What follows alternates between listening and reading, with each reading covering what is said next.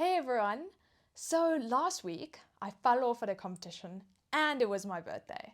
So today I'm going to be telling you all about that and of course sharing my motivational learnings from what happened. So let's dive right in.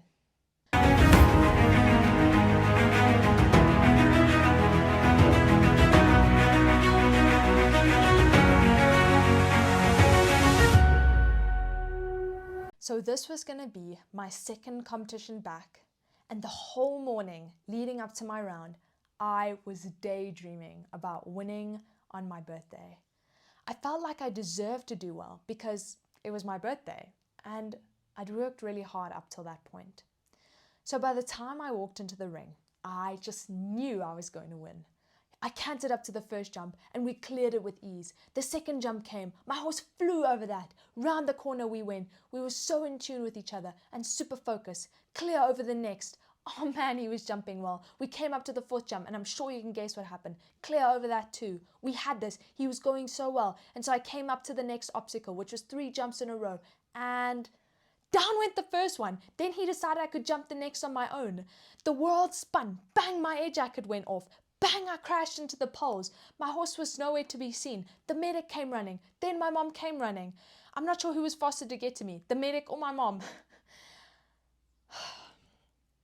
I got up. Luckily, I was okay. And so was my horse. And afterwards, I cried a bit. But then I regathered and I thought about some things that I'd learned before this day. These things were the reason why this didn't ruin my day. In fact, it didn't even ruin a whole hour of my day. The first learning I've had is emotional control. Now this one can be really difficult and takes a lot of practice. But what I found is that usually when things don't go as planned, many people, myself included, feel things like disappointment, anger, sadness, irritation, etc. And when you don't have control over these emotions, it can lead to things like taking it out on someone, blaming someone who might or might not have been to blame, beating yourself up, and in the case of horse riders, taking it out on your horse. This can be things like being really rough with your hands or pushing really hard with your leg unnecessarily or using your crop unnecessarily. If this sounds familiar, don't worry, it's completely normal and I've certainly done all of these things. But here's what I do that helps me avoid doing these things. Firstly, I feel whatever I need to feel in those first 10 to 30 minutes after the event. I don't push those emotions down. I let myself feel them, but without taking it out on myself or someone else. Now, how do you do that? Well, it takes practice and telling yourself that it won't help with anything. And instead of unleashing those emotions on the world, I try and find what I call an anchor, something to hold on to that's more positive. For me, I thought about how I could make a funny fail video of my fall or use this as a story for my YouTube. You see how my thoughts were my anchor? Then later, when I'm in a more stable emotional state, I can then evaluate the lesson from what happened and learn from it. If, for instance, there was someone who I wanted to blame earlier, now's the time where I can talk to them more constructively. And if it was my horse who was at fault, then I remember that they aren't perfect either, and I focus on how I can improve my training with them to avoid what happened in the future. The second learning I've had is that you don't deserve anything. Now this one sounds weird, I know, but let me explain. Just because it was my birthday or that I worked hard up till that point didn't mean I deserved to win or that I deserved to do well.